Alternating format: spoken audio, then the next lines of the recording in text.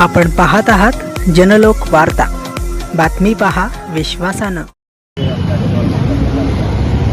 काय भूमिका आपण त्याच्यामध्ये मांडली आहे आणि फसवणूक झाल्याचा आरोप कारण अटक पण करतात. प्रस्तुतचा गुन्हा हा बघितला तर गुन्ह्याचे जे काही डेट्स आहे आणि जिथे क्रोनॉलॉजी आहे ती 2022-23 पासून सुरू होते. प्राथमिक एक सिव्हिल ट्रान्झॅक्शन आहे, एक जे काही JCB आहे त्याच्या अनुषंगाने झालेला एक व्यवहार आहे. व तो व्यवहार सेलचा आहे की तो व्यवहार रेंटचा आहे, हा जे काही आहे त्या बाबतीत डिटेल तपास चालू आहे.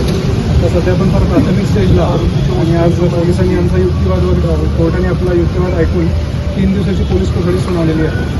जे काही कोठडी सुनावण्यासाठी जे काही ग्राउंड्स होते ते ग्राउंड्स संयुक्तिक नव्हते असं आमचं म्हणणं होतं. हा जो काही व्यवहार होता हा आरोपीला कस्टडीत न घेता देखील या गुन्ह्याचा तपास होऊ शकतो अशा मताचा आम्ही आर्ग्युमेंट केलेला आहे. या सगळ्या आर्ग्युमेंटचा विचार करता कोर्टाने आरोपी शशांक हगवणे आणि लता हगवणे यांना 3 दिवसाची पोलीस कोठडी सुनावली. आपण त्यांच्या भाडेतत्वावरती JCB असेल तर मशीन नसतात तर त्या तसाच होता प्रकार की खरंच त्यांनी विक्री केलेला सिव्हिल ट्रान्झॅक्शन आहे.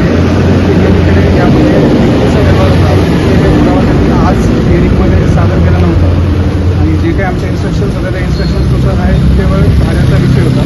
त्यामध्ये रेंटसुद्धा पूर्ण ड्यू होतं, म्हणजे रेंटसुद्धा पूर्ण पे झालं नव्हतं. त्यामुळे त्या स्वरूपाचा आम्ही प्राथमिक युक्तिवादात कोर्टापुढे मांडला.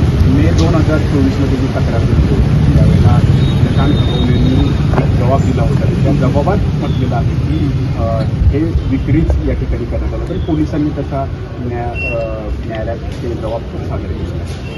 त्या चौकशीमध्ये जे काही त्याच्या म्हणजे चौकशीमध्ये जे काही निष्पन्न झालेलं आहे त्याच्या संदर्भात आम्ही इनपुट्स घेऊ आणि त्याबद्दल आमचं डिटेल युक्तिवाद करू. आणि ते पेपर्स जे आहेत ते आम्हाला अजून ॲक्सेस नाही आहे त्याचं, पण जे इन्स्ट्रक्शन भेटल्या त्या बेसिसवर आम्ही आज युक्तिवाद करू. करारनामा नेमका कुणाला?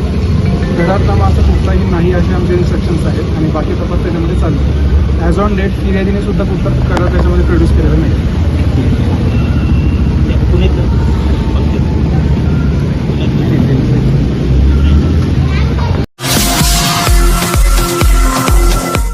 आपण पाहत आहात जनलोक वार्ता, बातमी पहा विश्वासानं.